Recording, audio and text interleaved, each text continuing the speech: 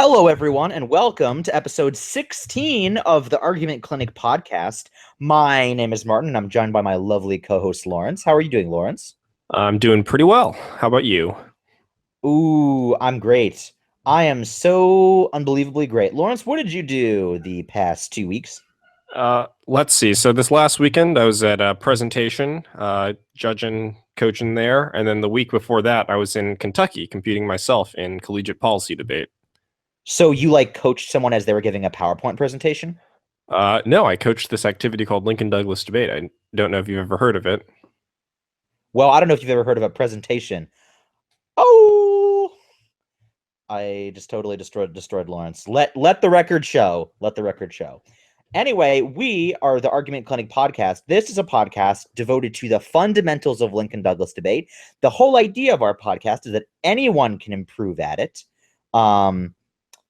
So the idea is whether you're a seasoned veteran of the tournament scene or you're a novice at your first CFL local tournament, which I attended the past weekend, not my first, but the first of many noble novice competitors, and we even got some trophies out of it.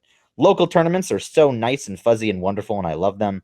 And it's so nice to see budding novices at the beginning of the season charge forward into battle and do well or not, or get some experience, whatever. But yeah, so this podcast is devoted to the fundamentals of debate, and today we are going over just a significant fundamental. However, before we do that, I want to talk about our sponsor. Victory Briefs is an excellent premier website and debate camp that for all of you can sign up for. They are the sponsor of our lovely show, and they help keep the lights on and everything like that. Now, Victory Briefs has a very new special project that they literally released today. So I'm going to have Lawrence talk about it because he knows much more about it than I do, although I'm enamored with the idea. So Lawrence, what is Victory Briefs Classroom? Well, you say today, but the day that we're recording it, it's probably yesterday for you listening to it on the day we've released this. Anyways, time travel. You guys are in the future. Anyways, Victory Briefs Classroom, it's sort of a new thing, and what it is it's intended to be a comprehensive novice LD debate curriculum that you can use to sort of start a debate team. And so it's there's like a lot of things about it, but if you go to our website at vbriefly.com, it's actually one of the first posts there, introducing Victory Briefs Classroom. And what we're really looking forward to is, we have one full lesson plan out about what arguments are. And what we're really interested is in how we can improve this project, because we want to make this a full comprehensive curriculum that people can use in the future. And if you could, take a look through it, encourage coaches that or other people that to look through it and see what it looks like and how we can improve it. There is an online feedback form as well as an email, classroom@victorybriefs.com, that we'd really like to hear your feedback on, so we can really improve and make this project really good for teams that are starting up, or just anyone really. Education. Yeah, this project looks really cool and often pretty coextensive with a lot of the stuff that we're talking about here. Yeah, and I mean, the difference is that this is designed for a classroom environment. So while there's a video that I also narrate about what are arguments that kind of overlaps with some of the other things that we've said in the past. You narrate the video? Yeah, unfortunately. Oh, sick! I might actually watch it now. It looks really cool because we have Nina, who is really, really good at art, do the animations and stuff for us. So it actually looks like a Khan Academy video. Whoa, nice.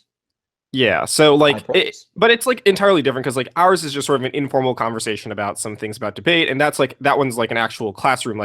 A teacher could use this and teach a full class on it because it has lesson materials, lesson plans, activities built in, even quizzes and tests that you can use, and we'll grade it and stuff like that. So it's basically like the podcast, but without any of our stupid jokes. Yes, and it's you could use it in a classroom. Yeah, I know, but I was making a stupid joke about my stupid jokes. Yeah, sounds great, and you should all check it out and give Lawrence the feedback that he desires via their forum or whatever it is. Okay, so on to the episode. So we've had for the past couple episodes now, we've had a guest lined up to talk. However, the guest has been unable to meet with us, so we'll definitely have a guest for you next week. But for this week, again, it's just the two of us, and we are going to talk about an extremely important topic that we wanted to discuss at towards the beginning of the year, so that going on into future topics, you all could have a great grasp of this. Our topic, as you know by now, is research. This is a scholarship episode. We want to improve your research skills. That will include everything from how do you find good quotations and arguments to use, and how do you integrate those into a debate case. So how do you find the best sources? How do you use those sources? All the way to you putting the thing directly in the case in a neat package. So that's what we're doing in this episode. We're going to discuss the whys, the wheres, the hows of research, and then we're going to have a fabulous and engaging mini debate, which, as you all know by now, is the only part of this podcast that matters. And when we come back, that's what we'll talk about.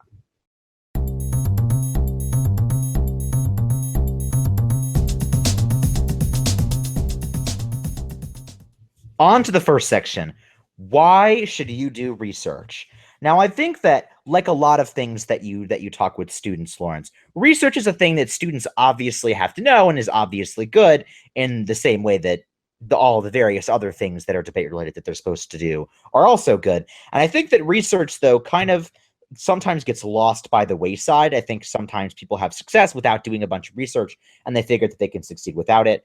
I think that people maybe realize that research is important, but they still don't like invest effort into it. So we're going to discuss about like some specific reasons that I've outlined for why research is good. But Lawrence, can you talk about your relationship with research and sort of how it helped you as a debater? Yeah, I know you mentioned on a previous episode that you just randomly in one of your rounds of the National Speech and Debate Association tournament just happened to know a ton about John Locke and then used that to win a debate. So how was your relationship with research throughout your debate career? So currently as a coach, I don't do as much research as I should because I have schoolwork and I get lazy. But as a debater, I think I did a decent amount of research. Now, while I did a lot of research, especially relative to a lot of people in Oklahoma, I think one of the things, though, is I wasn't very efficient at research. So maybe going into this to nationals my senior year, I probably didn't do like that much research because I realized that it was much more important to sort of focus research. And so I think I got more efficient then. But before nationals my senior year, I think I was mostly just inefficiently researching and just like sort of stumbling around. And even though I just did a lot of research, or spent a lot of time researching. So I ended up getting the evidence that I needed, but really I could have been a lot more efficient about it, which isn't to say like, don't research a lot. It's just like research effectively. Yeah, I was one of those kids who always did way more research than they did other debate things, which definitely hurt me in the long run. So I like knew a bunch about the resolution almost all the time and had done a bunch of research, but I neglected things like drills to improve core skills. So lack of research was never my problem. I loved doing research, and it was definitely a thing I would do instead of doing schoolwork, because schoolwork was dull and boring. Schoolwork isn't always dull and boring, but sometimes it obviously is. So instead, I did some debate research. I always got my homework done on time. Don't worry, Mom. I know you're listening. I got my schoolwork done. I promise. My mom is definitely not listening. Okay, so I want to talk about some benefits to quality research, to having good research, and it's more than you think. So number one, Lawrence, if you had to say like what was the like most obvious benefit of research, like what is it? So I could have evidence in my debates. Yeah, right. I mean, who needs evidence anyway? By the way, Lawrence, should we talk about this is LD? We don't need research for like 2 seconds. Yeah, Or sure. I don't need evidence. So I think that there's a pretty big misconception. I think so. This comes from a lot of kind of well-meaning, well-intentioned people, and they basically think that there's a distinction between LD and other forms of debate. Debate events like public forum debate, they think of as more related to policy issues and therefore more evidence-driven. And then they think of LD as sort of that you don't need evidence in LD because it is distinct from those events. And here's my thought on that, and then Lawrence can sort of chime in. Although it is definitely true that in LD we have a lot more types of things that do not require evidence. For example, philosophy, you don't need evidence to prove that something is moral or not moral, because those things do not necessarily rely on the credentials of your author to establish them being accurate. However, very clearly, if you are making a claim which requires evidence, you need evidence, even in LD. So if your argument is that compulsory national service will likely will increase battlefield mortality, right? You could make a logical argument, but if someone just has a statistic and study, then their argument trumps yours, because they took the hypotheses that you presented and tested them, and they found that they were wrong. So my basic idea is that, like, this you don't need evidence in LD thing is kind of accurate, but also overstated. Like, there are things that you need research for, and you will have to do research to get them. So Lawrence, what is your 2 cents on this? Yeah, actually, it's a good thing you mentioned this, because I encounter this sentiment frequently in Oklahoma, where judges from other events, or maybe some people who would consider themselves LD purists, or people who didn't have that much exposure to sort of LD outside of like a very small dosage when they were competing in like the smaller circuits of Oklahoma, hold this sentiment quite dearly, where they seem to think that there's a divide between sort of the pragmatics or the empirical world that exists and the sort of value statements that we're supposed to be debating about. And these people will just be like, well, LD is about sort of values, right? And I think you sort of hinted at this, it's sort of like, you don't need evidence to make a philosophical claim. But the sort of part that connects to the topic, the part that connects to the sort of empirical world around us, does indeed require evidence from qualified sources to like make statements about how things actually sort of work in the real world. And that part, I think, is really important, because otherwise you have these sort of abstract discussions of values that are sort of disconnected from the topic that we are supposed to be doing research about. And so, like, when people debate about national service in sort of just a value sense, well, on the sort of part that just talks about, the value of like autonomy, or the value of like freedom, or the value of security or stuff, you don't really need evidence for that. But to sort of discuss the relationship between the topic, which is like, how does national security affect freedom or autonomy or security, that requires evidence. And I think people are, so quick to dismiss that. And it's actually really annoying when I judge these local debates and these people just are like, I don't need evidence. And it's like, well, the arguments you're making do require evidence. Yeah. If they're like, the Serbian economy is great now, I don't need evidence for this. Yeah, you do. I mean, obviously that's a straw man, because no one would ever actually say that claim didn't require evidence, but which I think, it can just kind of demonstrates our point. I do want to like quickly mention just the value of evidence and like having it. So, as Lawrence just hit on, obviously there is a value in evidence in proving contention level statements.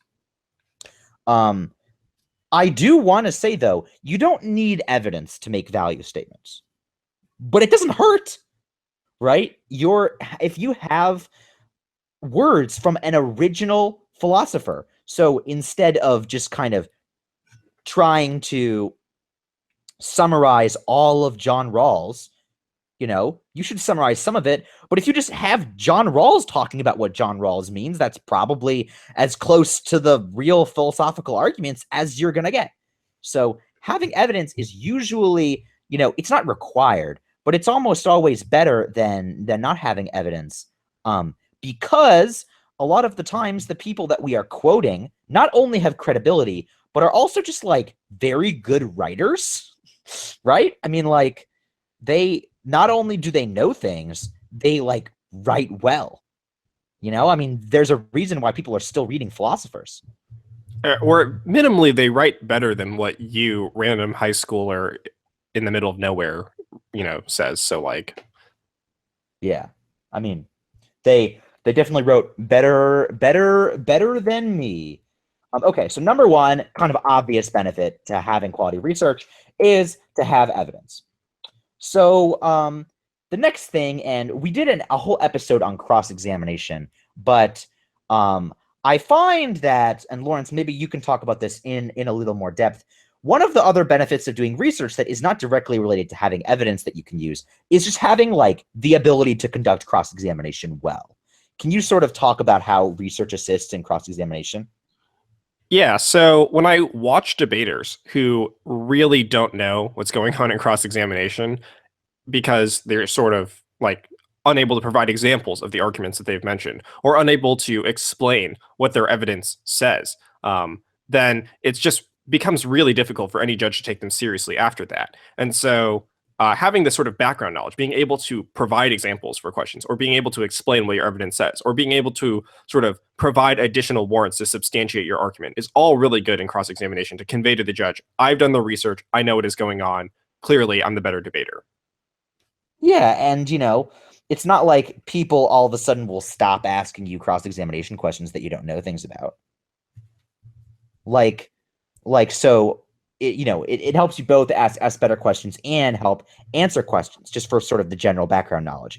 Third benefit to quality research is related to this general background knowledge thing, but is not quite about cross-examination, which is when you debate against somebody, you should be able to make arguments without evidence.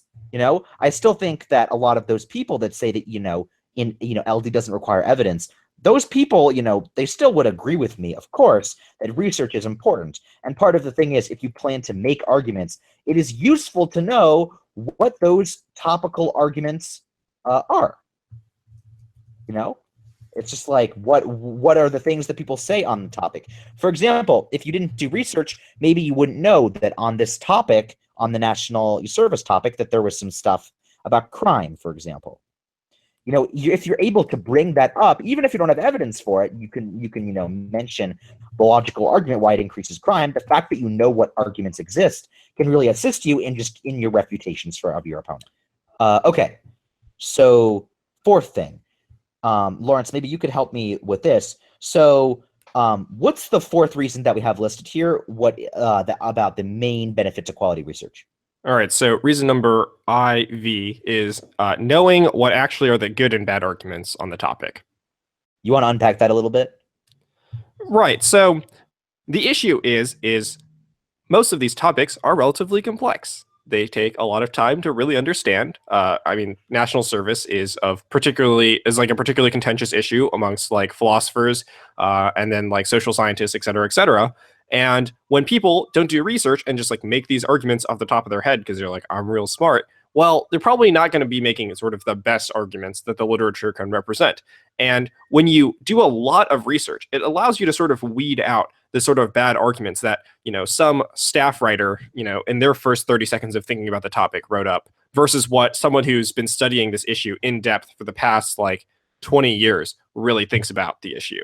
And so the more in-depth research that you do, the more you can sort of find the really good arguments that are substantiated by credible people who have been studying this for a while versus the random thoughts that people have off the top of their head.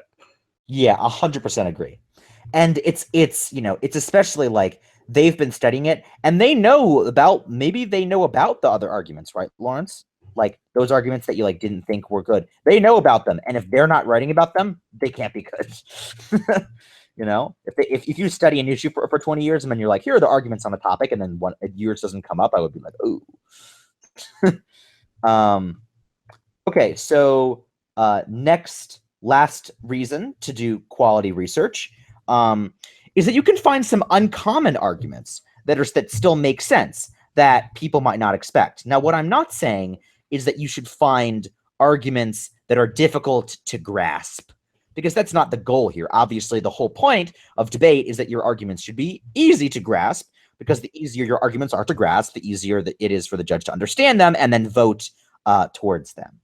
But there might be some sort of hidden gems on a topic that are easy to understand, but that don't come up in the first couple pages of Google searches and things like that. Some more obscure fields. Classic example of this.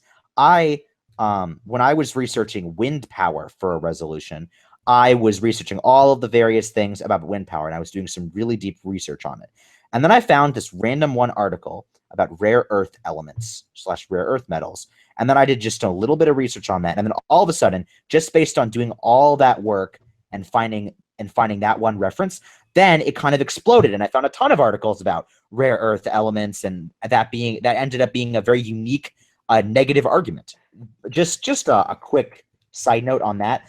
So I spent a long time researching wind power for this particular resolution, and I, as a result, now to this day, just know a ton about wind power. Like, I know a ton about it. So doing research can just like really help you just knowing all the random ins and outs of stuff. So, for example, wind power kills a large number of birds, but the amount of birds that it kills is actually negligible compared to like the total number of birds that come about each year, like and are killed by like random things. Like it doesn't actually matter. However, wind power does kill a bunch of bats, which turns out are kind of important. So I found that doing random research. So now I have all of these random party facts that I can spit out at will. Okay. So next thing, before we move on to the next section, when should you be doing research? My recommendation for when you should be doing research is often. I would try to get in at least like 10 to 15 minutes of quality research a night. That would be my guess. It sound like a medicine or like exercise. Like every night before you go to bed, just do 15 push-ups and go on Google for 15 minutes and research 5 cards. Yeah. Yeah. I mean, like honestly, there's sort of something to that. I mean, the more that you look up about the topic and sort of the more that it's on your mind, even if you may not have time to do like 3-hour long research sessions, the point is you can still squeeze in some time at some point, after homework and things like that. Obviously it depends on your individual situation, sort of like where you can fit it into your school workday sort of thing. But I recommend it is kind of like push-ups in the sense that it's kind of just like taking your medicine, in the sense that it's like if you like it's something that you are pretty much gonna have to do in order to keep up. And if you can't do it in enormous chunks, then doing it slowly day by day as a way to build up a tolerance to do more of it is honestly what I would recommend. And for some of those some of the people looking to get into research, I'm not necessarily demanding that you all stay up every night and do tons of research, but the more research, the better, and the more of it you do, the better at it you will be. Anything to add there, Lawrence? Yeah, so I mean, like I say, also do a lot of research, but also know when to not do research. Like as Martin said earlier, one of the sort of downsides was that you probably did too much research to the neglect of other skills development. Oh, no. So it's sort of important to recall that like research is part of the debate, but it's also like knowing how to apply the research, which means that if all you do is research and don't know how to apply it in round because you didn't do drills, that's also bad. So keep that in mind. Definitely. Okay, when we get back, we will come up with the meat of our episode and talk about where you find good evidence.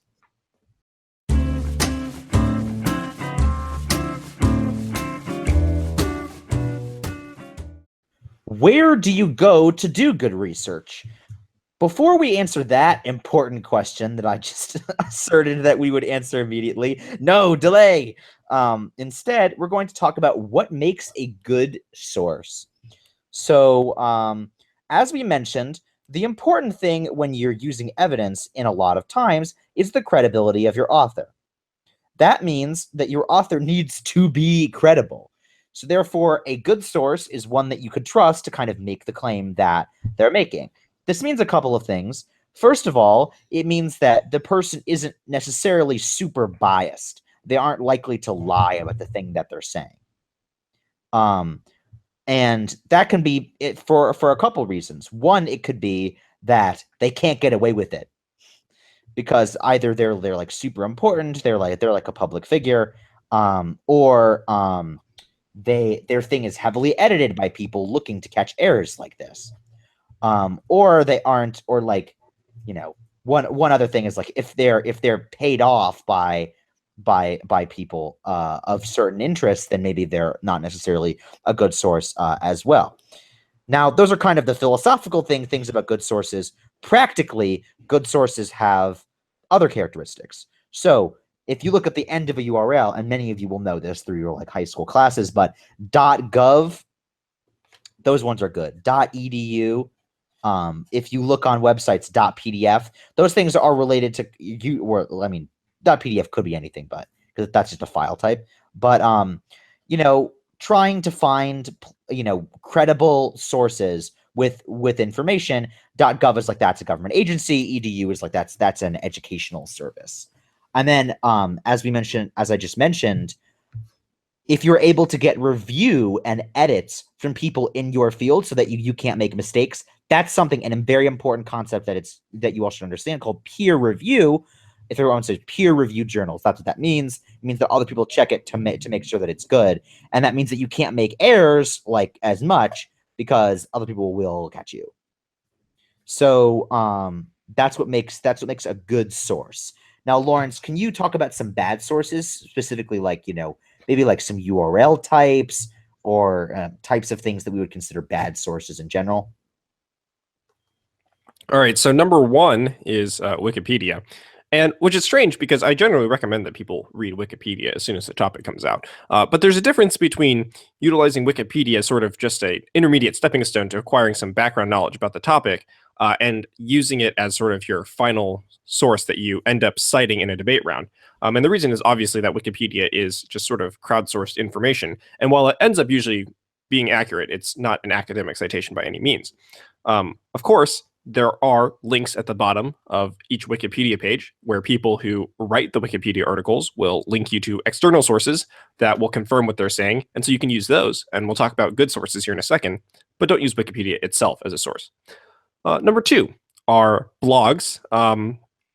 And I caution a little bit about blogs because sometimes you can find really good evidence on blogs, especially blogs written by professors or academics who just sort of host their own side projects because they have a lot of things that they want to say and they can't get everything published.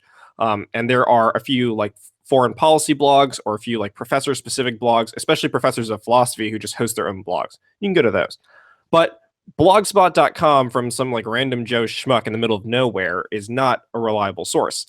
Because as Martin mentioned earlier, the point of evidence is to enhance the quality and credibility of what you're saying. And random Joe Schmuck does nothing of the sort. It's functionally the same as you just saying the argument. So don't do that. I think those are the two major sources of bad sources, because a lot of well, also just like random web pages. Sometimes, yeah, like random web pages kind of too. the same thing as blogs in a lot of cases. Yeah, I mean, like most of these random web pages end up being blogs. So just like someone's Tumblr probably should not be a place to cite things. Oh no, there goes all my cards on the new topic.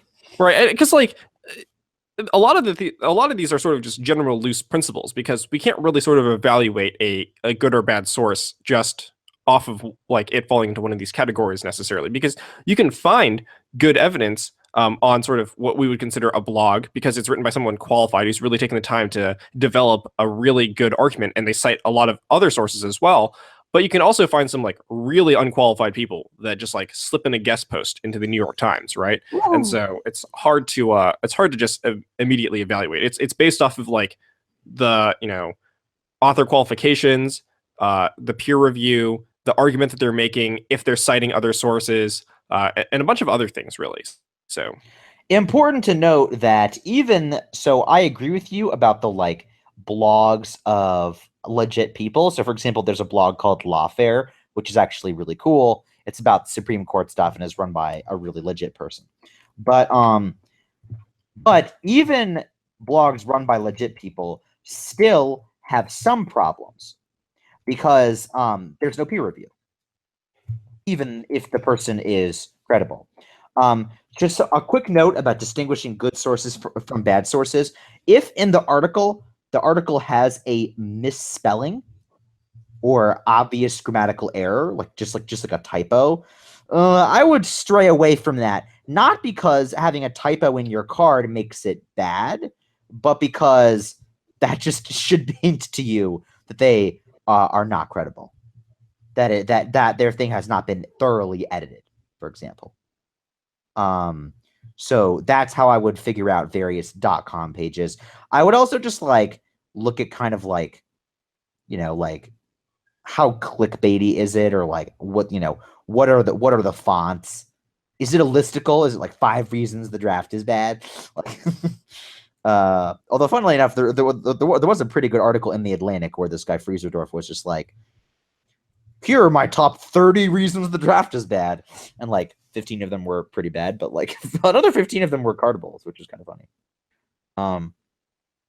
So we talked about bad sources. Now I want to talk about specifically places you should go to get evidence. These are the places that you should primarily look for. So number one is Google. And it's basically impossible in today's day and age to have not heard of Google, so I won't necessarily patronize you when you're assuming that you don't know it. But it's kind of important to realize what Google is. What Google does is it takes information from web pages across the entire internet and it puts them in one place that you can search for. Google itself does not create information, and it's not a source for anything. Instead, Google is just as you know, a search engine. What it does is it aggregates information. You could consider it a database of sorts, but usually what it does is it links to other databases. So Google is a quote unquote a source in the sense that you can use it to find other sources. Looking on Google is very good, especially on topics that have more of a sort of public bent to them, because you might find some news articles that are like old and like pretty good. And you might find some PDF Scholar articles, and we'll talk about that shortly, of course. But Google is good for a lot of the general information on the topic. You're going to get a lot of level 1 stuff. The more common that your topic is, the more sort of basic articles that you might get. But if you vary your search terms, which we'll talk about later, extract a lot of good sources out of Google. Lawrence, what do you have to say about Google? It's great. I might buy their new phone. They have a lot of new stuff that they released. That's it? Well, I think Google is just a super powerful tool that people sort of underestimate, like how powerful it is, because a lot of people will like usually only use like law search engines or like databases and stuff, which we'll talk about here in a second. But the vast majority of stuff that I find is just Google. I mean, like as long as you know how to use it. Yeah, and what we're going to talk about for the next little bit is everyone knows about Google, but not a lot of people know about its subsidiaries. Number one important subsidiary for Google, and this one is the primary place that you should go to research for debate. This is called Google Scholar. Lawrence, what is Google Scholar? It is a search engine that primarily draws from scholarly sources, so things that have been cited before. And I'm pretty sure it's just scholar.google.com. Yes, it is. Yes, it is. And currently, its tagline is "Stand on the shoulders of giants," because it really only surveys scholarly sources. That is like databases, think tanks, law journals, things like that. Who's that quote from? Newton. Yeah, correct. 100%. You get all the candy, all the virtual candy. Which, if I remember correctly, it is an insult to someone, but I can't remember exactly why. No, he was just saying how humble he was, I believe. I'm pretty sure it wasn't smack talk. It was like a letter to Hook, and okay, this isn't important. Anyways, so Google Scholar is a thing. Everyone says to use Google Scholar, and I actually really didn't ever use this, and still don't use it that much, because most of the things that I find behind in Google Scholar are behind a paywall. So I end up actually not using it that often. If I end up using scholarly search engines, I end up just using the one for my college library. Well, yeah, obviously, if you have access to a college library, you don't need it that much. But so Lawrence, actually, we are going to talk about paywalls in this section, but in a bit. So don't worry about that. That's not in the notes, but it is a thing I was cognizing on the way here. So I love Google Scholar because Google Scholar takes all of the different academic sources, like places from college libraries, published in law journals, published in journals, of a completely different variety. And by the way, for those of you that don't really know what a journal is, I think a lot of us sort of like have an idea of a journal is, but don't really know. A journal is a collection of scholarly articles that are sort of on a certain issue or topic. So it's run by someone, you submit it to them, they send it back to you. They're like, sure, we'll accept it. They accept a limited number of submissions, and you will like get in the journal, and the journals will usually be like thematic. There's one for like foreign policy and whatever. So in a way, a journals just kind of aggregate articles about certain topics from various authors who submit them, and then Google Scholar aggregates those aggregations. Lawrence does note an important thing, which is that Google Scholar will usually direct you to other articles, and sometimes those articles are not easy to access, although sometimes you can access them even without having to go behind a paywall. And we'll talk about paywalls in a bit. I love Google Scholar because of all of the features that it has, and it allows you to very easily parse large quantities of journal articles and information. And for those of you looking to research the November-December topic, I imagine the Google Scholar will be especially important to you all because of how much this topic relies on scholarly research. Okay, Lawrence, have you ever used you have used Google News at least though, right? Oh yeah, I use Google News a lot. News.google.com. And it's great because it not only groups sort of similar subject areas within your subject area, so like categories, but you can sort it like in a million different ways. That's super effective.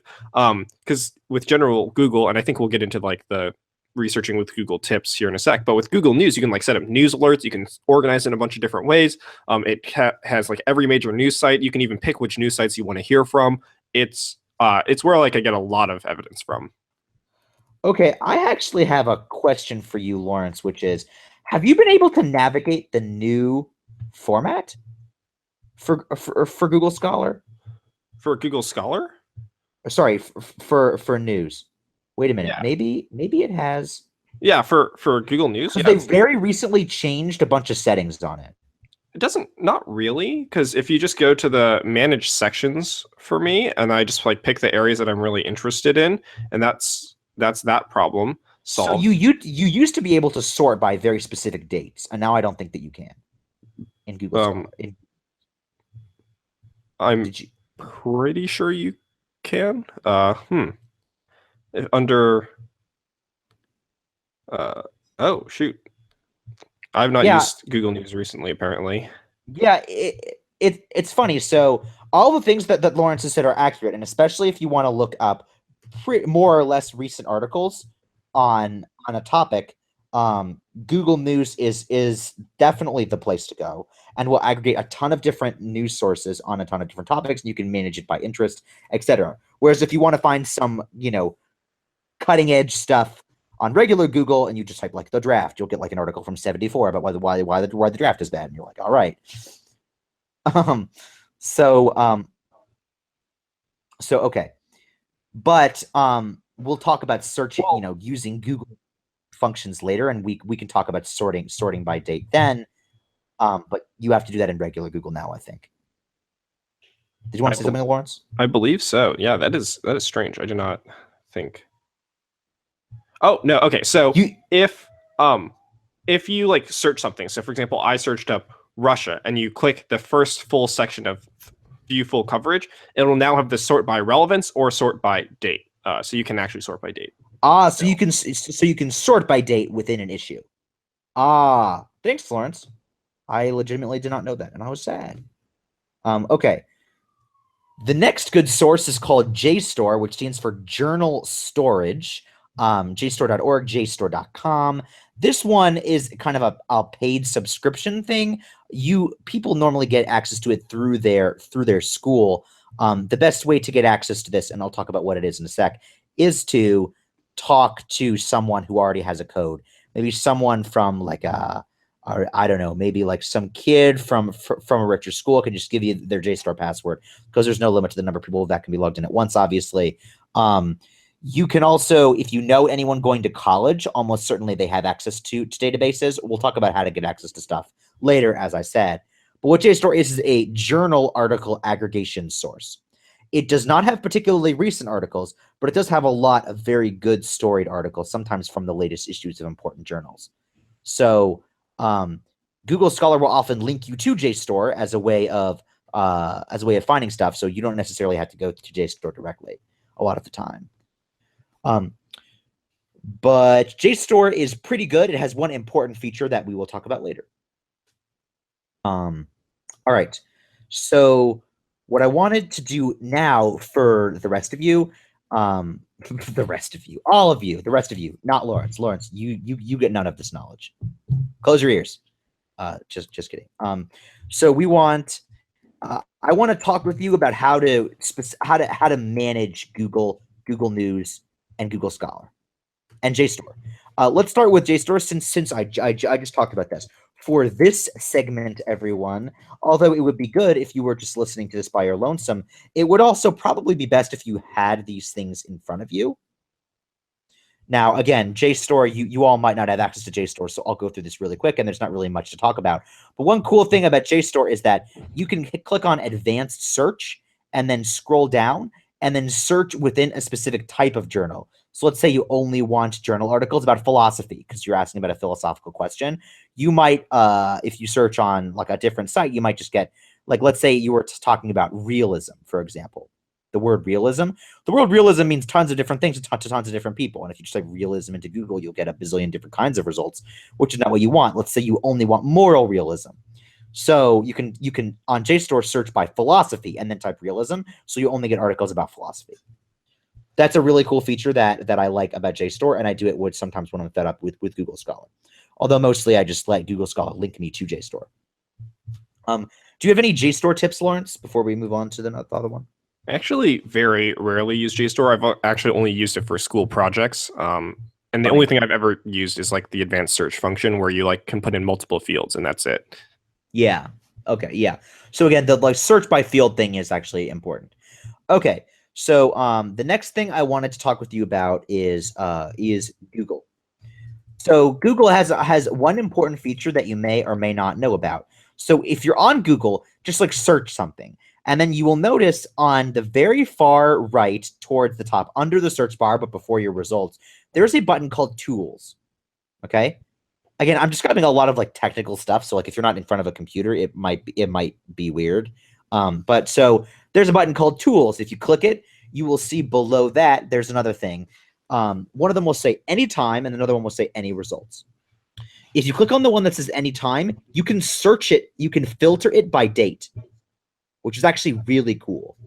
So now I'm not sure exactly if you can do this in like Google News and whatever. You used to be able to, but you can limit it by year. So for example, if you want stuff about like the presidential election, well, I mean, that would kind of be easy because you would just search like the 2016 United States presidential election. But it could be that if you just type presidential elections, you just get a whole bunch of stuff from before that. They might be talking about the 2008 election or the 2004 election. And if you type instead that you only want articles from the past year, which you're able to do, then you might want that. Let's say you want the literal most recent evidence on how our economy is. You can search by the past hour. Like you will get, which literally blew my mind when I learned about this. The fact that you could get articles as recent as an hour ago. I thought that was so neat. I used it at VBI debate camp, actually. I read a piece of evidence from like an hour ago, and I thought that was so sick. It didn't end up being that useful, but it was fun. So you can search by month. You can search by year. You can create your own range. Maybe you only want articles from 2013 on. That's a very good search thing. So before I start talking about things that apply to all Google searches, which include Google News and Google Scholar, Lawrence, do you have any other advice for straight up Google other than that thing? Nope. All right. So now, and these are the important things, because if this is the only thing that you learn from this podcast, you should learn it, because there are tons of really good ways to make your Google searches better. And we'll sort of talk about search terms later, but even absent search terms, just like what are Google tricks? What are tips and tricks for Google in terms of improving your research ability? So number one, and Lawrence, you can attest to this. So what happens if you put something in Google, and this applies to Google Scholar and Google News, in quotation marks? If you enclose something in quotation marks, what happens? So if you put just a single word in quotation marks, it will look for just that word. And you might be wondering, like, how is it any different from normal? Well, when you normally put in a word, Google will actually try to find synonyms and will find things that are similar to that, or things that have been searched in the past that are searched alongside whatever you enter. But when you put in quotation marks, it will look for that specific word alone. So if you put in the term national service in quotation marks, if that'll turn up results that actually say, or if you say service, for instance, it'll actually turn up words that say service as opposed to synonyms of it. And if you put in a phrase in quotation marks, it will look for specifically that phrase and specifically that order. And that's much more useful. So for example, the term national service, if you don't use quotation marks with it, you could get some results that aren't super relevant to the topic that's at hand.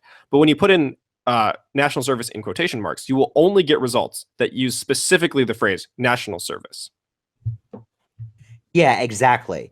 So you can get them together as a phrase, not just other things. Yeah, I don't need to repeat anything Lawrence has said. All accurate. So Lawrence, what happens if you put a minus before a word, like a subtraction sign? This is super cool. I actually shout out to Kathy, who was on one of our previous podcasts. She actually taught me this. What happens if you put a minus before a word in Google? So it will not include result. I actually think, I'm not entirely sure. I think it won't include results with that word in it, right? That's right. Okay, so I remember this being actually really useful because on this topic, I was researching the draft, but I kept on getting results about the NBA and the National Hockey League and like a bunch of other things. So I would search draft plus like cost or something like that because I was looking for evidence about how much a draft would cost. And I had to put like 80 minus signs in front of things. So I had to exclude all results about the NBA, all results about football, all results about fantasy football, all results about National Hockey League, et cetera, et cetera. And it was really, really important that I had this ability to exclude results. It was, and actually, you know what was even more devastating for me, and I assume it was also devastating for you, was when someone was describing like a report. They're like, the draft report. Oh yeah, that was awful. that was awful, and it was difficult to call it with the minuses. But you had to do it. So if you type again the draft, like super vague could mean a ton of things. You might like. I remember also one thing that I did. I was searching for evidence about troops and like troop quantities that we have, and every time I typed it into Google News, I just got a bunch of articles specifically about Afghanistan. But I wanted really general articles. So I had to do minus Afghanistan. And then I started getting a bunch of articles about, same-sex people in the military. So then I had to do like minus that. So but I didn't get those articles too. And then I eventually started getting good ones. So the minus thing, super important. What does a plus sign do? So a plus sign will combine functionally two separate searches and only show you the results that show up in both of those searches. So if you don't include a plus sign, what it'll do is it'll just look for results that like may only contain part of the search that you're looking for. So maybe the phrase national service cost, for instance, might only turn up results about national service and won't have the sort of third word in there, cost, included. But if you put a plus sign, it'll only show up with results that have both national service and cost listed in it. Yeah, plus is pretty good. I use plus a decent amount as well. Okay, so I think that's all of my like tips that apply across Google. Oh, one other thing. This, by the way, Lawrence, hasn't necessarily been working for me too much, but how has file type PDF been for you recently? How has it been treating you? It's been pretty good. Okay, can you talk about it? Because like I try it and I get things that are not PDFs. They might be links to PDFs. Yeah. Anyways, so file type, it's one word with a colon at the end, and then no spaces. PDF will turn up results that are only PDFs. And this is actually super useful because even though PDFs are hard to Oh wait, I was putting a space, so it wasn't working at all. yeah, no space. Oh, I'm so dumb.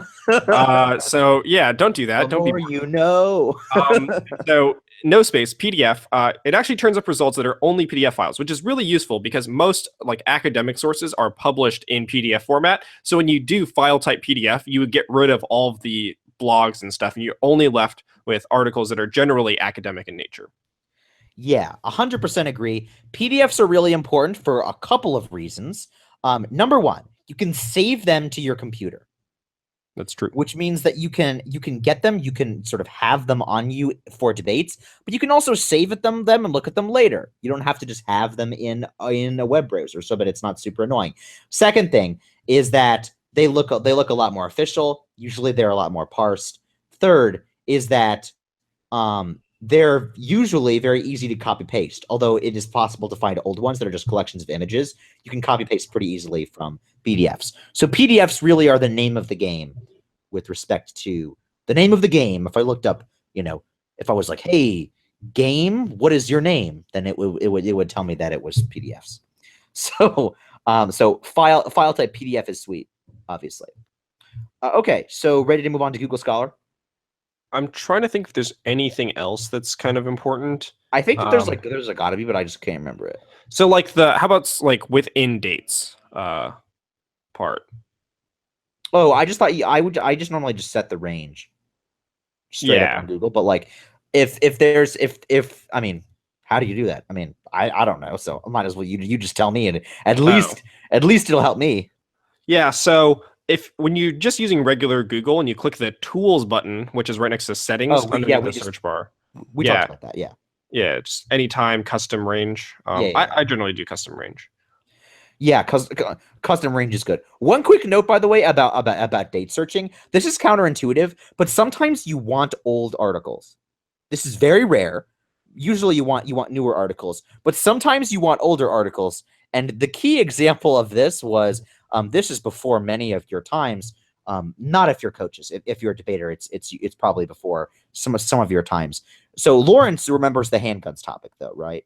I do. So the handguns topic was really not very fun because the resolution was that, I forget the precise wording. I could probably remember it if I thought about it at all. But it was like there should be a handgun ban in the United States was basically the wording. Something like that. Like in the United States, private ownership of handguns ought to be banned was the resolution. The problem was the Supreme Court ruled that specific statement unconstitutional in 2008.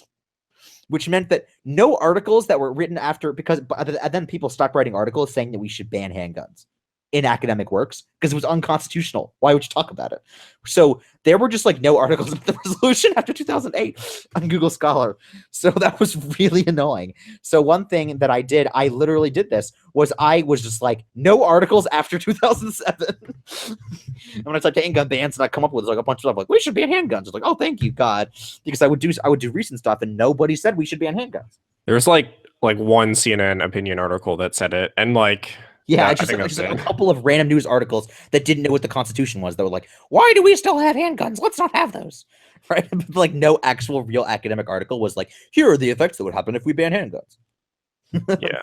Everyone was like, why would you study something that's so blatantly unconstitutional? Wait, have we talked about advanced search in Google?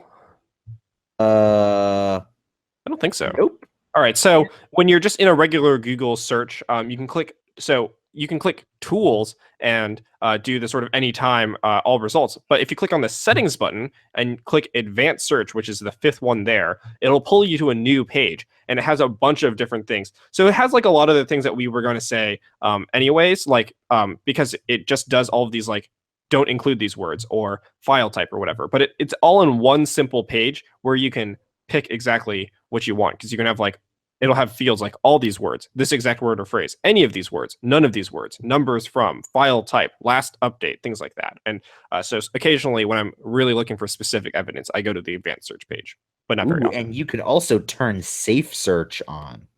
Or that's off. Also another thing that you can do. Or off, you scandalous kids. Okay, so Good call, Lawrence. Let's talk about Google Scholar. Google Scholar has some of my very favorite features on the internet. So first of all, if you go to Google Scholar and type something, a couple of things that you will notice straight up. So one is that there's a very easy thing on the left which allows you to sort by time.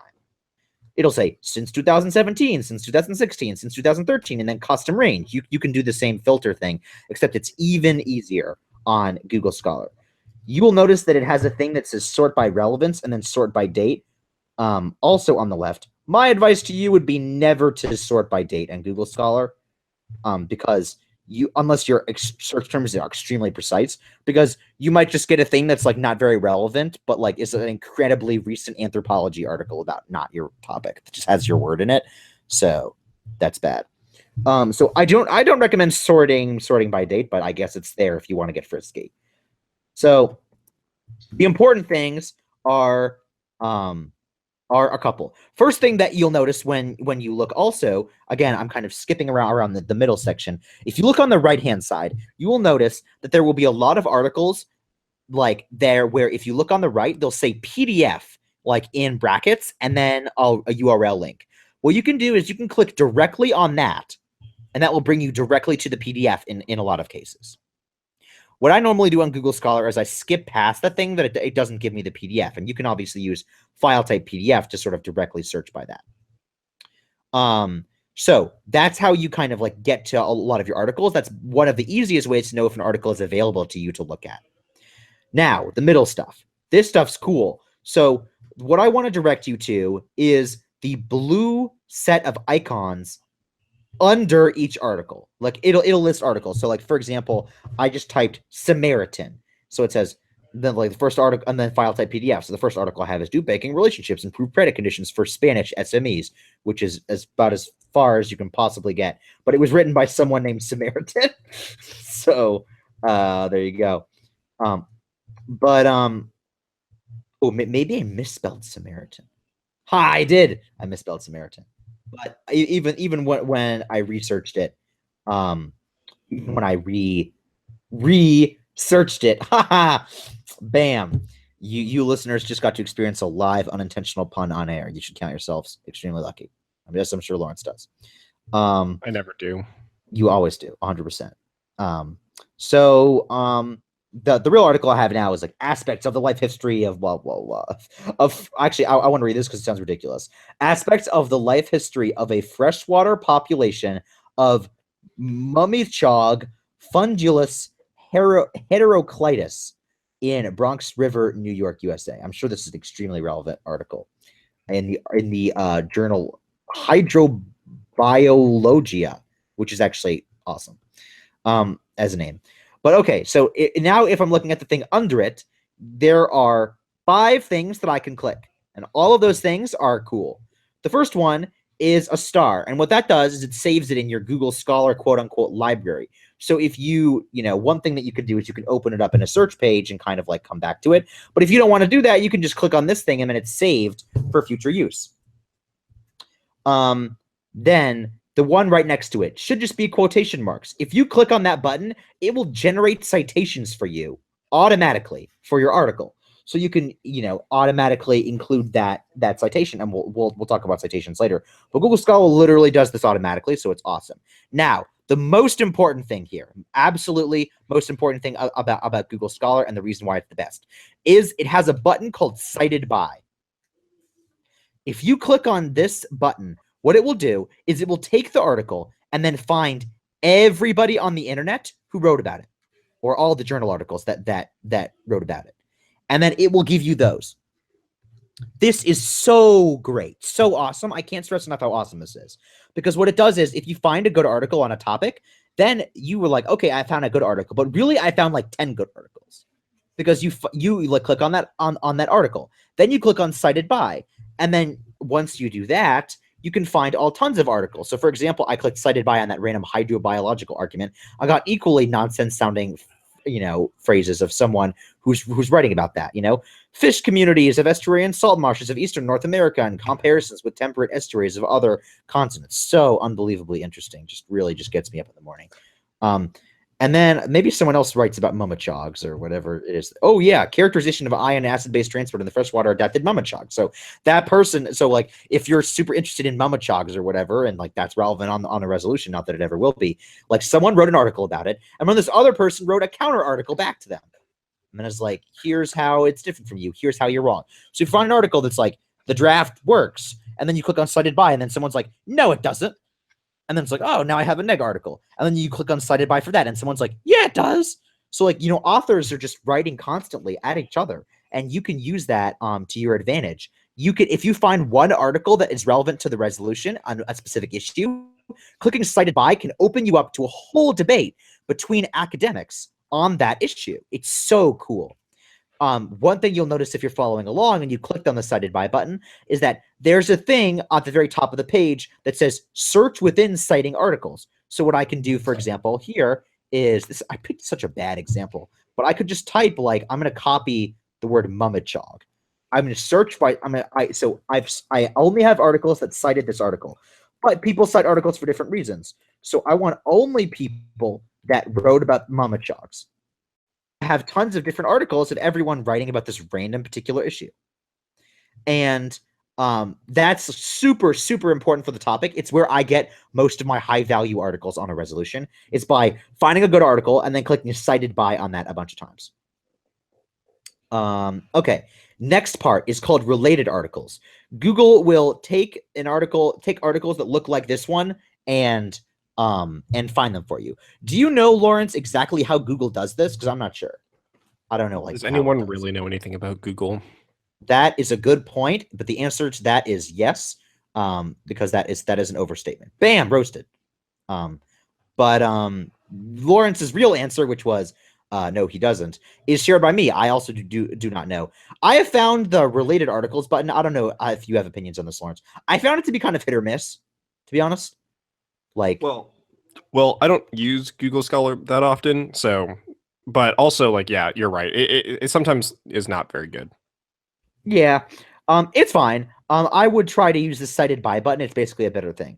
And then next to it, there's also a button called all versions.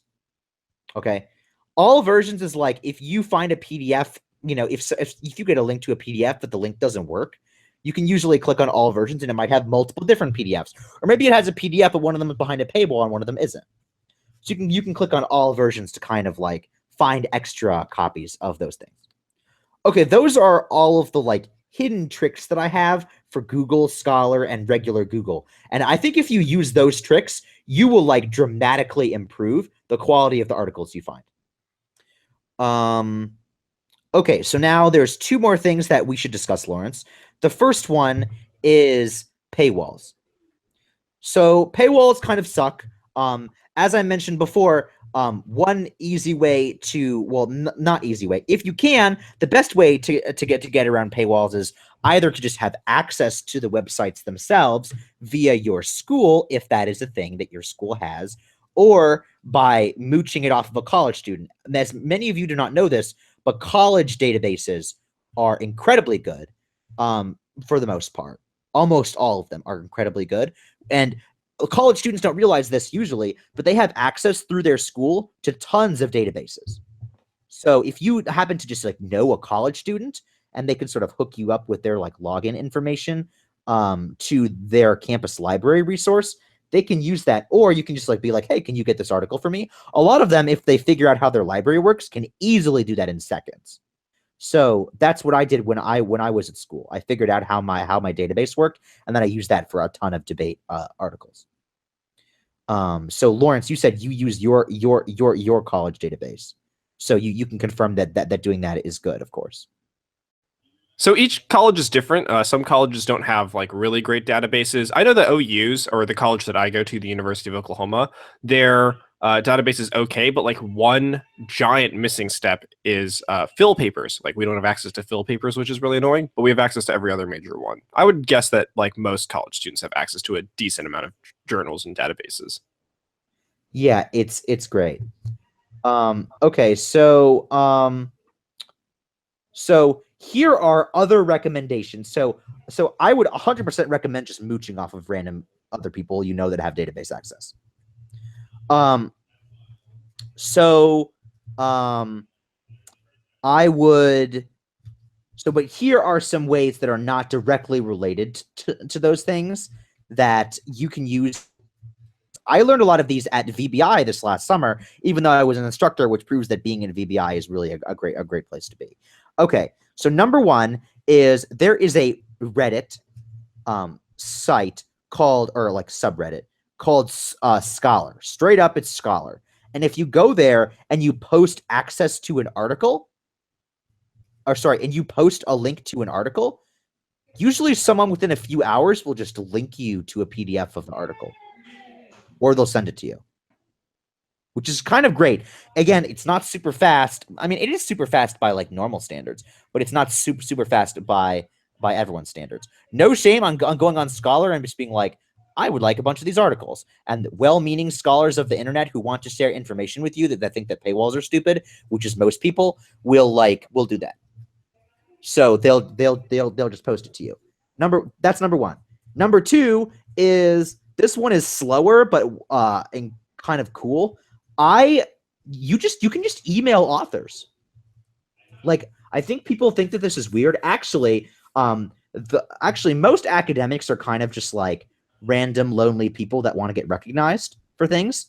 So normally, if you email them, they will just, like, I emailed some dude asking for an article that I thought said that Kant affirmed on the conscription topic. I just emailed him and I was like, or it might have been her, I forget. But it was you should, or like, hey, like, I am a debate coach. Can you send me this article? And then within like 2 hours on a Sunday, they're like, sure, here you go. I was like, oh wow. So you can really, and again, you shouldn't expect all of them to respond so promptly, but you can just email people for transcripts of their articles and they'll just like send them to you. That's like a real thing, because professors just want people to read your articles. They're like, hey, I thought your article sounds interesting. They'll be like, someone finds my article interesting in high school? Sweet. And they'll just send it to you. So I would just say like, hey, I'm a debate student. I saw this article. I think I could use it for a competition. Can you send me a copy? Thanks. My name. So like that's basically how that works. Lawrence, do you have any other tips to getting around paywalls?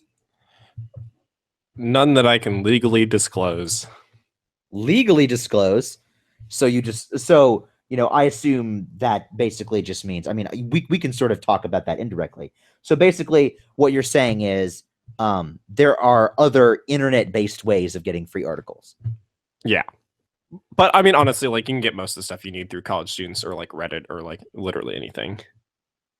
Yeah, I mean, this one dude, this one guy that coaches our public forum team linked me to this random like Russian site that just randomly has like tons of books. That would be one of those places.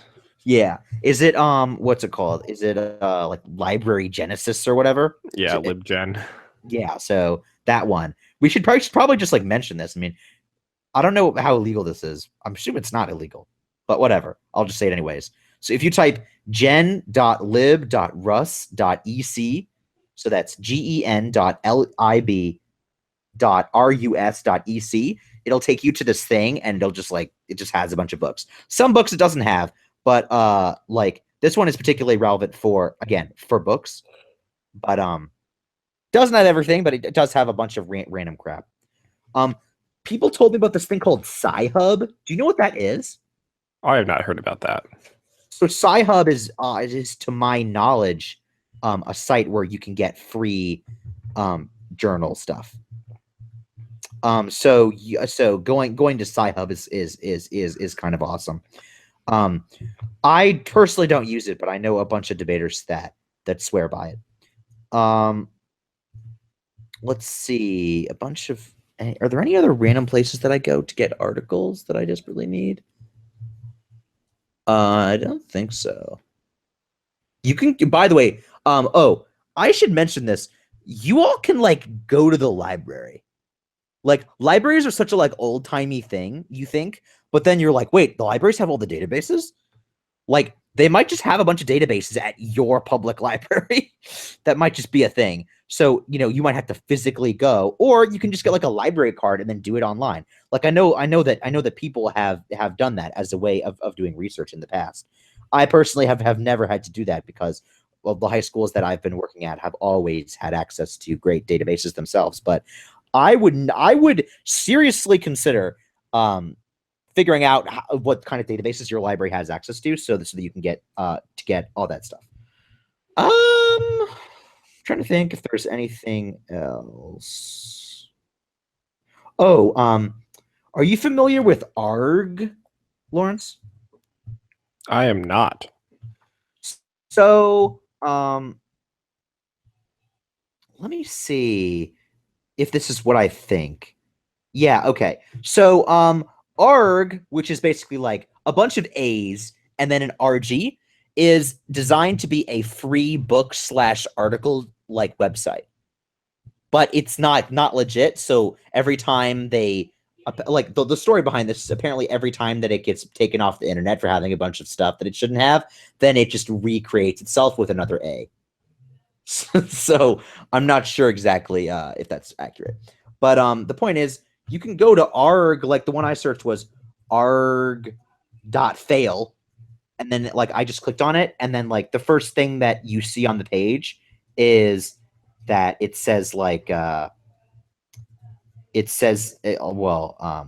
just on it a second. Yeah, it says making gender, the politics and erotics of culture. So clearly it's like a bunch of actual articles that are like kind of cool. In fact, a lot of them look very debatey. Because it's like, what is philosophy by Agamben? It's like, So I recommend that for books and things as well, if you can't find it anywhere else. There's tons of different ways to find all of the things that you want. When in doubt, by the way, there are a bazillion good articles. If you see an article title, don't necessarily kill yourself trying to look for it. You could just move on to another article that you can get access to. That's normally what I do. But if an article looks super, super, super good, then, do any of the methods that we have discussed. Okay. I think that's it for the paywalls discussion. So what was the thing that I wanted to talk about with you all at the end? Something that I remembered during the middle of the episode. I don't think so.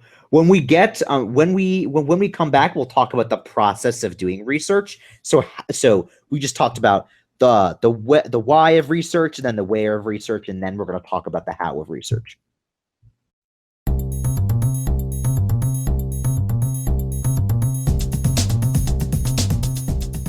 How should you what is the process of doing research? We've just discussed where you go for the research. Now, Lawrence, you put a thing in the notes about top-down versus bottom-up research. Can you talk about what you mean by top-down and bottom-up research and sort of integrate that into this lovely conversation that we have? Alrighty, so this was a lecture I heard when I went to camp myself, and I did not really know what this difference was. But this sort of, because I sort of get the general idea, I just didn't really know the formal concept for it. And this ended up sort of changing how I do research because it's really great. So there's two main types of research, and at least in the debate sense, and those are top down and sort of bottom up. And so top down is sort of what you kind of expect, where you will put in a search term and just try to find something like a specific piece of evidence, right? You start at the top and you work your way down. Whereas bottom up isn't where you're looking for any sort of specific thing. Rather, you're sort of just generalizing your search terms and just trying to like get to know things about the topic. And so the way that I sort of think about these as separate, or like how to utilize these sort of separately, is I use bottom-up research when I'm first starting off a topic. I don't really know anything about a topic when it first comes out, like development assistance. I don't really know that much about this sort of topic. And so what I do is I just sort of Google general terms relating to development assistance and sort of just follow where it takes me. But I'm not really searching for anything specific in mind. I'm really just trying to get background knowledge. And so I'm really just trying to learn about development assistance or national service or whatever the topic is. Whereas with top down, I really know what I'm looking for, right? So maybe I'm not looking for just background knowledge about national service. Maybe I'm really looking for a specific thing, like how much national service costs or the last time that we had a draft in the United States of America. I'm looking for very specific information. That's the basic yeah. difference. Yeah, I actually think that I have nothing to add to that. That is an exact perfect synopsis of exactly what you all should be doing and how you all should use it. Okay, so I want to talk now about, so that's the general philosophy that you should have when doing research. Here are some specific tips and tricks that I recommend. Number one is, now again, this doesn't work for everyone, but I found this to be most efficient for me. What I do is I try to find a whole bunch of articles at once that look promising, and then I read them later. I kind of collect them, either in separate tabs, or I download the articles to my computer because they're PDFs. And then I kind of just like find articles and I use the cited by thing. That way I don't have to take time out of my straight up research process to read all of the articles. I just find a whole bunch of articles that look relevant and have promising things. And then after I do that for a while, then I go back and read through this this long list of things. Lawrence, is that what you do?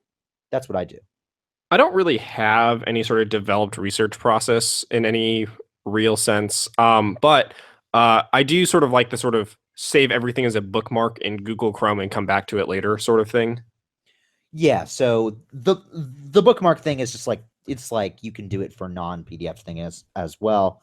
And if that's a strategy that works for you, that's fine. But I do like the saving a whole bunch of them and then coming back to them. Okay, another thing that I wanted to mention, which is kind of similar to the cited by function, okay, so this actually is, it's better to just transition this completely into our next segment.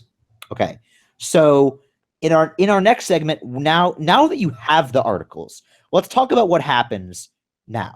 What do you do with the articles? And I was surprised to find that a whole bunch of people don't have a lot of what I consider to be some of the more basic functions that you can do with articles. So number one, Lawrence, now this is the absolute most important thing, and many of you already know this. Lawrence, if you were in a PDF or a Word document or anything, and you hit find, and by that I mean Control F or Command F, what does that do?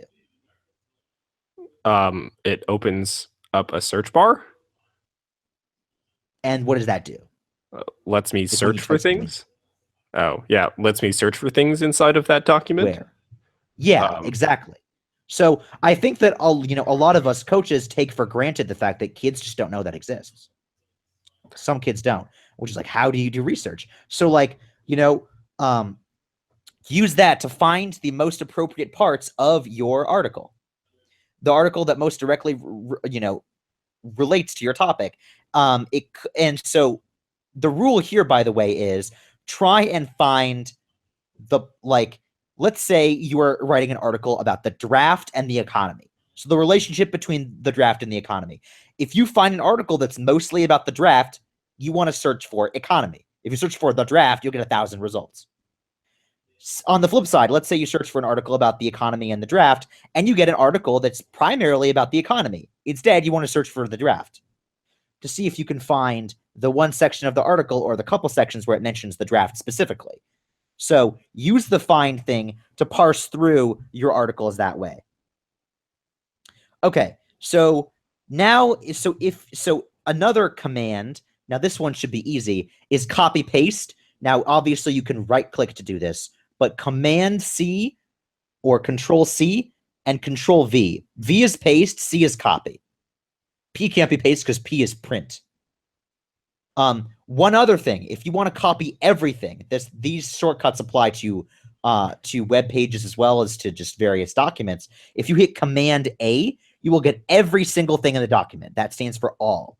If you want to save it, save, Control S. That's the same thing on obviously Word documents as well. Are there any commands that I'm forgetting, Lawrence? I think that's most of the important ones. Control plus and Control minus will zoom in or out on the page. Obviously, you can manually zoom, of course, as well.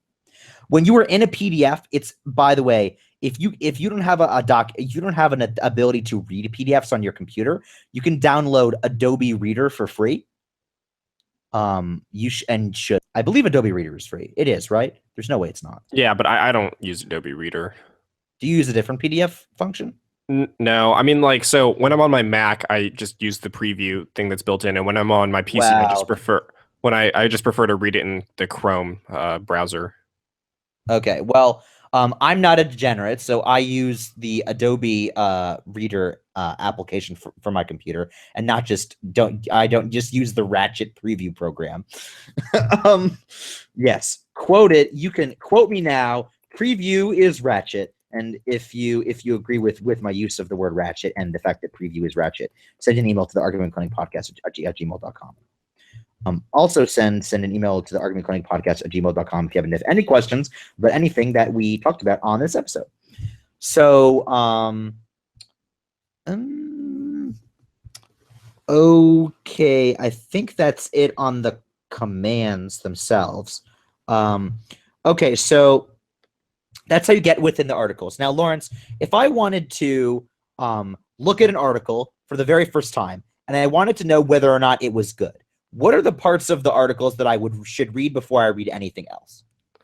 So, assuming it's like an academic article, generally you read the abstract. What's an abstract? Which is generally the part that sort of sums up everything about the article in a nice little succinct way. It's a paragraph, right? Or two. But yeah, it's pretty short. It just sums up the massive 30 to 60 page article you're about to read into a relatively easy to understand format. Yep. And beyond the abstract, what are the things that you would then look at, especially for like statistics articles? Oh yeah, like the intro and the conclusion. I generally ignore all the methodology and math part because I'm no good at math. Plus, like it's math that's way beyond like what I know by a lot. And just really look at the sort of conclusion part. Yeah, so introduction and conclusion will be the best guess of whether best synopsis of figuring out whether or not your article, well, like best way of figuring out whether your article is actually like about the topic that you want it to be about. And we'll give you a synopsis of their argument. So from their intro and conclusion, you should find out. Some articles, by the way, Lawrence, are sleazy and don't tell you what they found in the introduction or the abstract. They're just like, I'm not going to say what my conclusions are. You'll have to find out. I'm just like, oh, that sucks because I have to go scroll down to the conclusion. But most of the time, it's pretty easy to find. So that's what you should do. And then you can look at the middle things, copy paste sections. One quick note about paragraph integrity. You don't need it. By paragraph integrity, I mean a card can be more than one paragraph in an article. In fact, many cards are many paragraphs. So, by the way, so I think almost everyone listening to this podcast knows that the word card refers to evidence. However, Lawrence, do you know where the term card comes from? Just like the phrase. Yeah. So back in the days before the internets and whatnot, people actually took literal note cards and like scanned books and then would copy and paste. Literally, not like, virtual copy and paste on a computer, but like literally cut and highlight out of like a copied page of a book and put it on a note card. And that was their evidence. Yeah, And then, by the way, lesson for you kids and sort of phrases sticking on. The reason that phrase sticked on was because it was one syllable. And therefore it was not efficient to forget it. So instead of having to say evidence, people just say card. So card is a piece of evidence or quotation, obviously. So your card can be a whole bunch of different paragraphs from the same article. And sometimes you may want to just have one card that involves like basically multiple pages worth of stuff. But like, maybe you have one paragraph that you really like, three paragraphs that you don't like at all, and then another paragraph that you really like that's really connected to that first paragraph. You can just minimize those ones in the middle. A lot. So quick note for most of you that almost all of you know this, but for those of you that don't, what you all should be doing for formatting your evidence is take the quotation and take the parts of it that you want to read in a debate round. Do not use ellipses as you would do in a English paper or something. Instead, you bold and underline the parts that you want to read and then put it in 12-point font or 11-point font, whatever structure fancy, something that's nice and readable. And then you take the other font the other things that you're not going to read and put them in a smaller point font so you don't accidentally read them. So you put them in like 8-point font, for example. So then in that you know exactly what you want to read, and it kind of functions like an ellipses. So you're not literally reading everything, but you can read a whole bunch of stuff. Almost all of you already knew that last part, but the important thing is you don't have to maintain paragraph integrity. And in fact, some of the best cards that I've cut spanned like 6 pages. They just had really good sentences at extremely disparate points. Yeah. Of course, it does need to maintain paragraph integrity in the sense that it can't be less than a paragraph, but I think we all know that. Yeah. And very quick note, you can't splice words. I think I tried to do that as a novice. That's a funny thing. I literally took the first part of one word and the second part of another word to make a word I wanted. And then my varsity member was like, "What are you doing? You can't splice words." And I was like, "Oh, I thought I could." And they're like, "Nope." I tried some shady stuff as a novice, my people. Do not do this. Okay, so you found your quotation. You've bold and underline it. You need a citation. If you're on Google Scholar, that's easy. Just hit the cite button, and it'll just give you the citation. Now, Lawrence maybe has different ideas for citations than I do. Oh, but so there is one thing that the citation function in Google Scholar leaves out, and we'll talk about that in a sec. But so minimally, for any citation, minimum, absolute bare minimum, is you need the full name of the author. What is their first name? You don't necessarily need their middle name, but definitely their first name. You need the title of your article, and you need the date. As precise as the date you are given. So, you don't, if the journal article is listed as July 2017, the article came out in July. It was a July issue. They don't know that it was written on July 13th or whatever. So you don't have to write that out. So, but what you do is you include the date, include the article title, include the full name. 100%. Date, article title, full name, 100% need those. There are other things that you can obviously include as a result of your classes. Your citations will not be inspected for MLA format rigor in a debate round. The important thing is that you have information for cross-ex to present yourself. To that end, though, you need, and this is not in the Google Scholar citation, you need the qualifications of your author. Now, Lawrence, where in an academic article might I find the qualifications of my author, or even not in an academic article? How do you go about tracking down qualifications? Google Scholar normally doesn't have them straight up. Yeah, so there are a few places. In an academic article, you can either find them usually on the first page. So like it'll be like title, author name, and they'll have like an asterisk next to it, and you can like go to the footnotes of the first page and it'll say like professor of philosophy at Georgetown University or something. And if it's not at the beginning, it generally is at the end of an article, where like at the bottom of an article, it'll tell you what the person's name is. And for like websites, you just click on the name and it usually will take you to a bio of a person. And if that fails, if all else fails, I just Google the person's name and it generally pops up with some sort of citation. Yeah. Or not citation, author qualification. Yeah. So, so do you think that changes more for different types of articles? Yeah. So, articles that I find,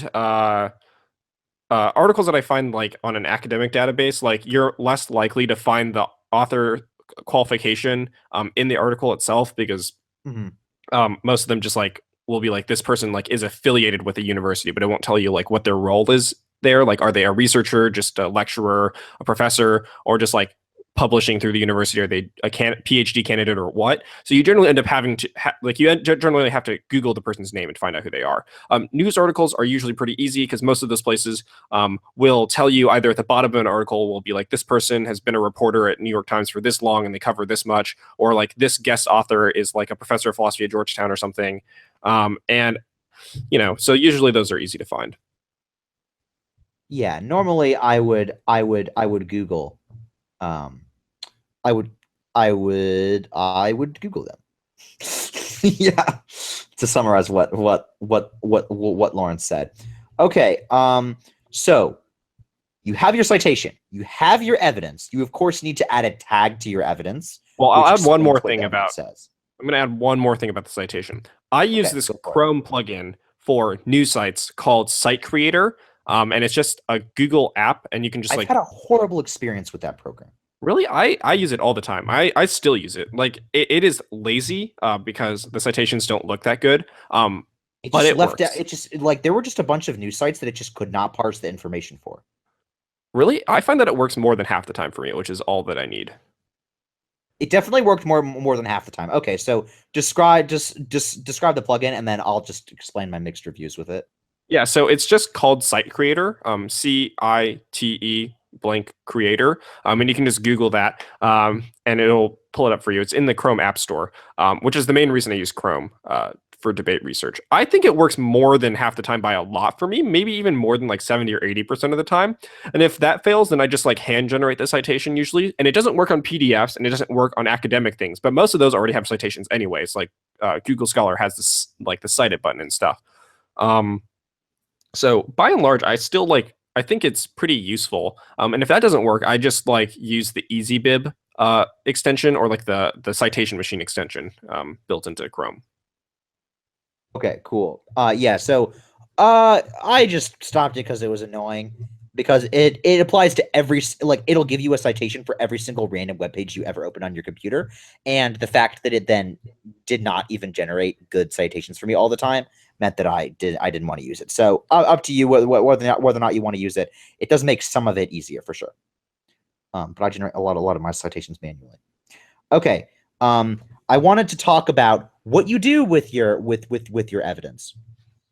I believe personally that it is way better to have a big file. So, like, you know, if many of you have experienced novices for the first time, or maybe you are a novice, and one of the things that they wanted to do is each card was so important to them that they would have like one document per card. I'm like, that's so cute. Like, because like they're just like, oh, I put my blood, sweat, and tears into this one card. So it's like, so it deserves its own document. And you know, as you go further, you will generate many cards. So having one document for everyone is not what you want to do. I recommend personally thematically organizing your cards in one big document. Lawrence, is that also your process? Yeah. So when I just do background research, it's all just one giant document, and as the topic goes on, I start creating separate documents as the research becomes more and more narrow. Yeah, that's what I would do. And then even in some of the bigger ones, you can organize things by a lot. I actually think that this is a really good free resource for people, and I almost forgot to point this out. So Lawrence, do you want to explain to the viewers at home what verbatim is? Oh yeah, this should be like an entirely separate episode, but Probably not. oh really? Because there's like a lot of stuff to cover. Like the lecture that I watched online to learn from was like 2 hours long. What? It's ridiculous. It's not that complicated. Well, there's a lot of cool things about it. Anyways, brief rundown. Verbatim is a set of macros for Microsoft Word that you can download. What is that, by the way? Can you just say what a macro is? Oh, it's just a series of programmable responses into Microsoft Word. So it's just a bunch of buttons that you click that will do things for you, right? Yeah, so keyboard shortcuts are buttons that you click that will do a pre-programmed or pre-selected series of actions. And so that's all verbatim is, but it's built by someone who actually knows what computers are and stuff. Anyways, you can find it by just Googling like verbatim debate, and you'll find it. It's at a website called paperlessdebate.com or like, I don't know exactly what it's called. But yeah, so you'll find it there and you can just download it and install it for either the Word version on Mac or on PC. By the way, the PC version is much better. And it is a series of like it is just optimized for debate and doing debate research and organizing debate files. I won't tell you how to use it, but after you do the installation process on both the Mac and the PC version, I believe it will attempt to walk you through a basic like tutorial of how to use verbatim. And if you are still unsure, you can actually go online to YouTube and Google like verbatim tutorial debate, and you'll find policy lectures where they teach policy debaters how to utilize verbatim for debate. Yeah. So it has a ton of really useful features like being able to paste without formatting and condense text and minimize things automatically. It's super sweet and it makes cutting cards so much easier. Another thing that I personally do for cutting cards is I find it is much, much easier to cut cards when you are doing it with a real mouse. Like not the trackpad, but like an external mouse that you plug into your computer.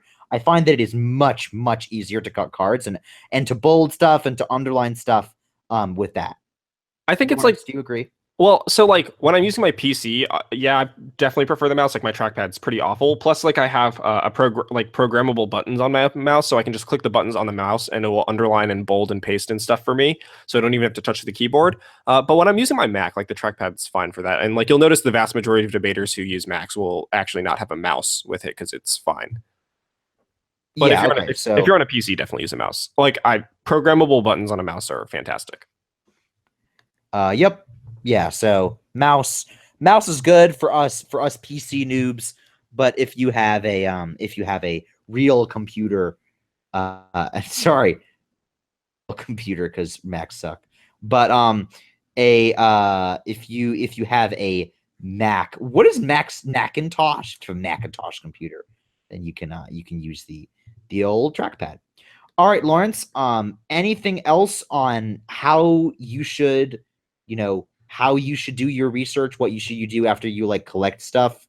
I think we've hit almost all the major topics for it. Yeah, I wish we could describe card cutting in more detail, but unfortunately, it's a little bit difficult to do that without like showing people. So, yeah. Oh well. Well, what we've done is we have put you all in the best position to cut your own cards because now you know where to find all of the stuff, how you do it, what you do with it, and then of course cutting cards is an art in itself, and you'll get better at it over time, of course. And actually, I hate to spring this on you, but I'll do this anyways. In the description of SoundCloud, I think we can add links and stuff, right? Mm-hmm. Yeah. So I will put together a document, a verbatim document that sort of shows the process of cutting a card that you can find in the description of the podcast. Nice. That's a free resource, everybody. It'll be like 1 page long. It's not that big of a deal. Ooh. I think if you're gonna say something, don't let my random screeches. No, I think that was it. All right, everyone. When we get back, we'll return with the only important section of our podcast, our fabulous mini debate.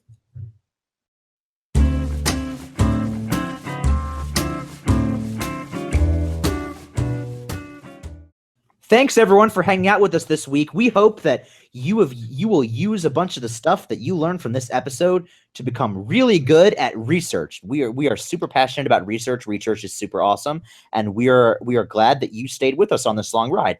Thanks again to Victory Briefs for sponsor this podcast. Check out their VBI classroom thing. Send an email to the argumentclinicpodcast@gmail.com for any questions and concerns. You should, and please email us because Lawrence is incredibly lonely and wants to respond to all your emails.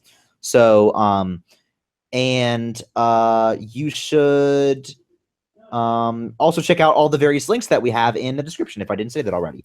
Okay, now to the only important segment of our podcast, the mini debate. Lawrence, I will give you the option of and you can make your case for either of these two people. So this is the Spider-Man versus Batman debate. So I will let you choose who you want to be, and I will choose the other person. We will debate who is better, Spider-Man or Batman. Not in terms of like who would beat each other up, but just like who is a better like overall character and in superhero things. Shoot, I wish I had more developed opinions about superheroes, especially since I only watch the movies and don't read the comics, unlike some purists. Well, I mean, I don't read the comics. Oh, I No. forgot. I just figured since you played so much Magic the Gathering, you also engage in other like very nerdy activities. I am in the at-risk category for reading comic books, though. Yep. All right. I just don't like reading, but that's the only barrier. Oh. I'm gonna go with Batman. I just like the sort of a subpoint is I like the Do movies. you mean subpoint A? Or subpoint A, whatever. I just like the Nolan movies a lot. They're fantastic. The All of Dark. them? Yeah, I mean, like some are obviously better than the others. Like not gonna like defend the third one like that. You shouldn't. But like, you know, they were good. Number two, I just like superheroes that sort of embody an icon of you know, just like being able to save everyone and like being a symbol of hope while not really having any like powers per se, other than just like as Ben Affleck puts it, like being really rich. And I really like that part because Spider-Man's great, but like it requires, I think, a suspension of disbelief in the sort of idea that like you just get bitten by a radioactive spider and you can like shoot stuff out of your hands. And it's like, well, not everyone can do that. But like the idea that this like man just trained himself as a result of like experiencing that traumatic event that sort of awakened him and just like through a lifetime of just pure dedication managed to become like Batman. That's really cool to me. Okay, so some good points, although you definitely chose the weaker candidate here. I think Spider-Man is better. First of all, I think Spider-Man is way more relatable. Spider-Man is a character that is just going through normal like teen or like young adult or just like early 20s, just like drama and like fun stuff. He has kind of a good sense of humor. He's kind of a dweeb picked on at school, whereas like Batman is kind of like this kind of like cool rich type character that it's a little more difficult to relate to. He has a good backstory for sure, but Peter Parker also has a good backstory with like the death of his uncle, and I think like a lot of kids really related to him on like and like should relate to him on like a like kind of like a family level, but also just like a personal level. I think that he's like more like Batman is pretty emotionally developed, but I think Peter Parker is like a very emotionally developed, flexible superhero. Quickly on the like believability part, like obviously I don't think having strange superpowers is a knockoff for a superhero. But if you watch the most recent Spider-Man movie, he doesn't like shoot webs out of his hands. He has to like make formula to do it. He just is strong and can scale walls and things. So it's not like as literally weird as the Tobey Maguire movies where he could literally shoot webs from his hands. I will agree that the first two Batman Nolan movies were great, and I think that the second one, The Dark Knight, is one of the best movies of all time. You should definitely see it, or at least one of my favorite movies. Lawrence, you can't deny though that like the Tobey Maguire Spider-Man movies, especially number 2, were really good as well. All right, so confession, I haven't watched them. What? You have some required watching, my friend. That is. There's a lot of movies I need to get to. That's true, right. but this is Spider-Man. Okay, fair enough. I just like watched the Garfield one and was like, as okay. What? Oh, sorry. I thought you meant you watched the Garfield movie, and I was about to be like, what are you doing with your time? To be fair, the most recent iteration of Spider-Man, who's the Amazing Spider-Man? Yeah, that one was not very good. No, like the one in the Marvel universe. What's the kid that plays him? The recent one. I forget, whatever. He's great though. Yeah, I actually really do like the sort of new Spider-Man. What's his name? Not Garfield, but the other one. Yeah, I get you. No, I have to figure out his name now. This is bothering me. Tom Holland. Yes, that kid. Fantastic. That kid was built to play Spider-Man. He was mostly because he just like actually he acts like Spider-Man in real life, dude.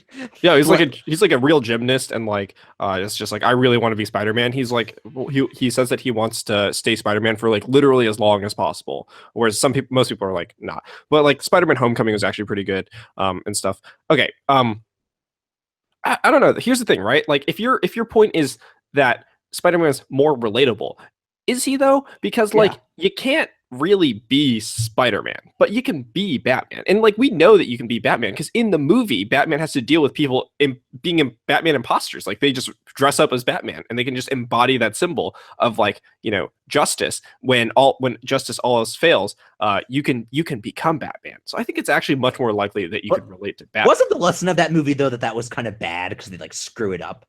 Well, like, yeah, you're right. They're not as trained as Batman. What I mean is like he is just more relatable as a character, just like as a person. His personality true. and his out of thing persona was definitely more accessible. Like just like Headspace, you know. Okay, that's fair. Although the new TV show Gotham, as silly as that show is, I have not seen it. Is it actually good? I kind of want to watch it. It's really silly. I have like no idea how it works. That's fair. I've like when I was at the Kentucky tournament, after rounds were over, I just watched like the entire season 3 in like 2 nights. You need to watch Spider-Man movies if you have time to just binge shows like that. Come on. Okay. Well, I accidentally like stayed up till 5 a.m. watching Gotham. I'm pretty sure this is deviated way too far off track. Anyways, I think that both of these are compelling candidates, and if you have a strong argument one way or the other, you should send an email to the argumentclinicpodcast@gmail.com to help us settle it. I think that there are some good arguments, mostly on the basis of how good of a movie The Dark Knight is, and just how they've been making really good Batman movies for like decades and decades. Like the old one with Adam West was also really cool, although obviously a very different movie. And just like you know, the comics are like amazing for both, but like the Spider-Man comic like created a kind of a generation on its own. Like both of them are great, but I do personally actually believe that I would go with Spider-Man. But okay. Fair enough. That's week's episode of the Argument Clinic podcast.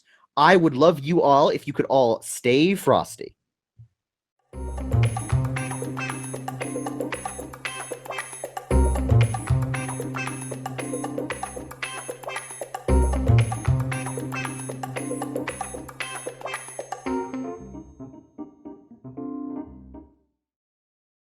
No, this isn't an argument.